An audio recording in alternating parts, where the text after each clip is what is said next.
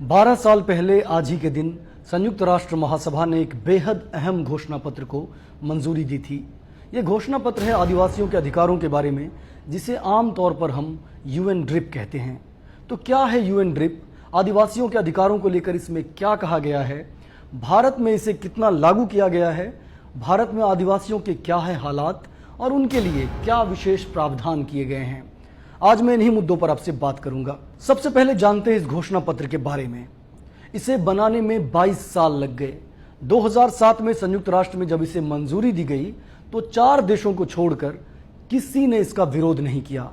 बाद के वर्षों में इन 4 देशों ने भी इसे मंजूरी दे दी। ये देश हैं ऑस्ट्रेलिया, न्यूजीलैंड, अमेरिका और कनाडा। घोषणा पत्र में यह कहा गया है कि दुनिया के किसी भी मुल्क में आदिवासियों को वो सारे अधिकार हासिल होंगे जो बाकी लोगों को हासिल है, लेकिन इसके साथ साथ उन्हें अपने नियम कायदे, रीति रिवाज वगैरह बनाने की विशेष छूट होगी। इसमें कुल 46 आर्टिकल यानी अनुच्छेद हैं। इनमें से मैं कुछ चुनिंदा आर्टिकल्स के बारे में आपको बताता हूं।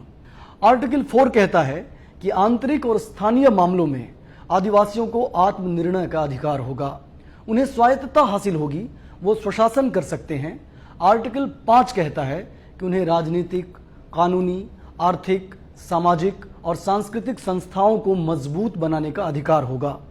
इसी तरह आर्टिकल 14 कहता है कि उन्हें अपना एजुकेशनल सिस्टम बनाने का अधिकार होगा और सरकार इसमें उनकी मदद करेगी। आर्टिकल 16 कहता है कि आदिवासियों को अपनी जुबान में अपना मीडिया बनाने का अधिकार होगा, साथ ही बाकी सभी मीडिया हाउसेस में बिना भेदभाव के उनकी पहुंच होगी और सरकार की जिम्मेदारी है कि वो सरकारी मीडिया में उनकी पहुंच सुनिश्चित करे। आर्टिकल 30 कहता है कि आदिवासी इलाकों में कोई सैन्य गतिविधि नहीं होगी जब तक कि वो मामला व्यापक जनहित से ना जुड़ा हो या फिर आदिवासियों ने खुद ही ऐसा करने की मांग ना की हो। भारत पहले दिन से इस घोषणा पत्र को मानता है, लेकिन जिन आर्टिकल्स के बारे में मैंने अभी आपको बताया, अगर उनको भारत में तलाशा जाए तो उल्टी तस्वीर उभरती है। मीडिया में आदिवासियों की पहुंच नगण्य है, टॉप पोजीशन में उनकी भागीदारी शून्य है। इसे ठीक करने के लिए कोई कोशिश कहीं भी नहीं दिख रही है। सीमावर्ती इलाकों को छोड़ दीजिए तो सबसे ज्यादा सैन्य गतिविधियां आदिवासी बहुल इलाकों में ही जारी है।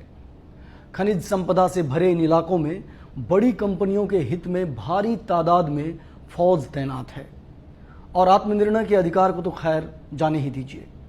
असल में संयुक्त राष्ट्र के इस तरह के ज्यादातर घोषणा पत्र सजावटी है। कोई देश लीगली बाइंड नहीं है इसे लागू करने के लिए, यानी इन आर्टिकल्स को लागू करने के लिए किसी भी देश को बाध्य नहीं किया जा सकता। फिर भी जिन मुल्कों ने यूएन के घोषणा पत्रों पर हस्ताक्षर किए हैं, उनसे उम्मीद की जाती है कि वो अपनी नीतियां उसी मुताबिक बनाएं। अब भारत की बात करते हैं। भारत में आदिवासी के अधिकारों से जुड़े कई प्रावधान संविधान में दर्ज हैं। ये प्रावधान बेहद अहम है। संविधान की 5वीं अनुसूची में आदिवासी बहुल इलाकों की पहचान की गई है और वहां रहने वाले आदिवासियों को कई विशेषाधिकार दिए गए हैं। मसलन आदिवासी सलाह परिषद जैसी संस्था का गठन। ये परिषद आदिवासियों के अधिकारों से जुड़ी सलाह राज्यपाल को देते हैं। इसी तरह 1996 में पेसा कानून बनाया गया। इसके तहत 5वीं अनुसूची के दायरे में रहने वाले आदिवासी इलाकों में पंचायतों को कई अधिकार दिए गए। उन्हें माइनर फॉरेस्ट उपज, खनिज, वाटर बॉडीज, परियोजनाओं और स्थानीय संपदाओं समेत कई मामले तय करने के अधिकार दिए गए। 2006 में एक और कानून बनाया गया जिसे वनाधिकार कानून कहा जाता है। इसके तहत आदिवासियों को जंगल में खेती करने, लकड़ी बीनने, जंगली उपज इकट्ठा करने समेत कई हक हासिल है। इन कानूनों के बावजूद आदिवासियों के हालात क्या है, ये हम सब जानते हैं। क्या इन्हें सही से लागू किया गया? इन कानूनों पर अमल किया गया? इसी साल की शुरुआत में सुप्रीम कोर्ट ने एक ऐसा फैसला सुनाया जिसने राष्ट्रीय सुर्खियां बटोरी। इसके तहत 11 लाख से ज्यादा आदिवासियों का जंगल से अधिकार खत्म कर दिया गया। अदालत ने कहा जिनके पास जमीन का पट्टा नहीं है वो जंगलों पर हक नहीं जमा सकते। मजबूत संवैधानिक प्रावधानों के बावजूद केंद्र सरकार वनाधिकार कानून को सुप्रीम कोर्ट में डिफेंड नहीं कर पाई। आलोचकों का मानना है कि सरकार डिफेंड करना ही नहीं चाहती थी। मामला बढ़ा और इस आदेश पर रोक लगाने के लिए याचिकाएं दायर की गई। आज ही सुप्रीम कोर्ट ने कहा है कि फिलहाल उन्हें जंगल से बेदखल ना किया जाए। आदेश टला नहीं है, सिर्फ बेदखली का मामला रुक गया है। इसके बाद मोदी सरकार ने वनाधिकार कानून में बदलाव का नया मसौदा तैयार किया है, जो पूरी तरह आदिवासियों के अधिकारों के खिलाफ है, संवैधानिक प्रावधानों के खिलाफ है और संयुक्त राष्ट्र में 12 साल पहले जो घोषणा पत्र पारित हुआ था उसके खिलाफ है, जिस घोषणा पत्र की बात हमने शुरुआत में की।